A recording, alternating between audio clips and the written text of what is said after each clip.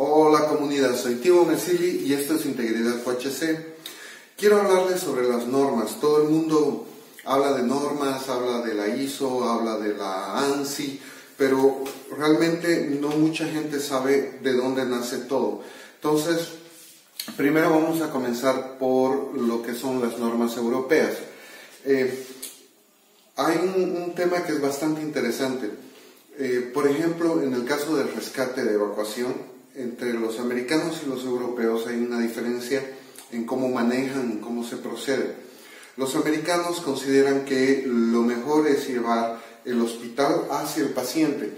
En cambio, los europeos consideran que lo mejor es llevar el paciente hacia el hospital. No es que una sea mejor que la otra, sino que cada una tiene un uso práctico, según la circunstancia. En cuanto a las normas, también hay algo que es muy similar. Entonces, cuando hablamos, por ejemplo, del lado americano, entonces tenemos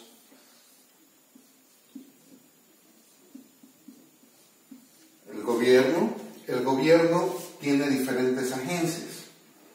Entonces, tiene, por ejemplo, el DOT, que es la Oficina de Transporte, el Departamento de Transporte de Estados Unidos. Tienen la NFPA, que es la Agencia de Prevención contra Incendios. Tienen la ANSI, que es el Instituto de Normalización Americano. Tienen después, por ejemplo, tienen una serie de reglamentaciones que tienen una representación legal, ¿sí? Los europeos,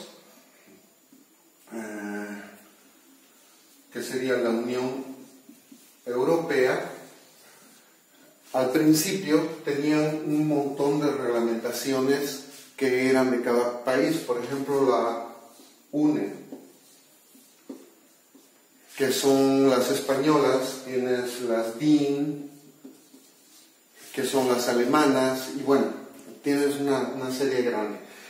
Lo que hicieron los europeos es pasar al CE, que es una certificación europea, es una certificación de cumplimiento europeo.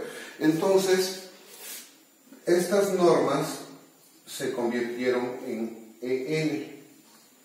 Quiere decir que las EN, por ejemplo, una norma española que dice UNE EN, quiere decir que tiene una compensación con la norma europea. Esto es European Norm, ¿sí?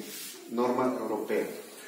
Cuando hay una compensación y hay una validación de una norma, entonces se pone el sello de la Comunidad Europea, que esto certifica y asegura que cumple con todos los requisitos europeos.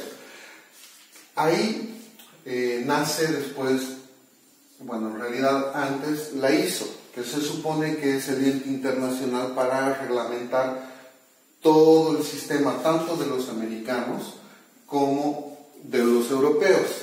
La ISO nace en 1943, si no me equivoco. En cambio, todo lo que es la EN nace en 1993, ¿de acuerdo?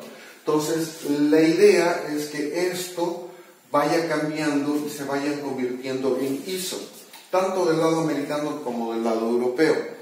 En Bolivia, por ejemplo, tenemos las NBs, norma boliviana. En Brasil tienen la NBR. Y bueno, cada país va teniendo sus normas que están relacionadas con las ISO en la mayoría de los casos. Hay casos en los que no. Por ejemplo, la 777, que es la norma boliviana sobre sistemas eléctricos, que proviene del NEC, que es la oficina en Estados Unidos de reglamentación de sistemas eléctricos, ¿sí? Entonces, la base de la 777 es el NEC.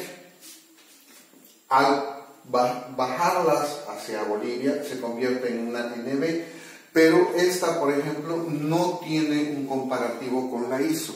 Entonces, en algún momento la ISO va a tener que hacer normas más específicas, aunque hay una increíble cantidad de normas, no se pueden imaginar, es un libro así de grueso, que provienen de la ISO, y lo mismo va a ir sucediendo con todos los países. Claro, este es un proceso que es tremendamente largo, pero es importante entender más o menos este concepto.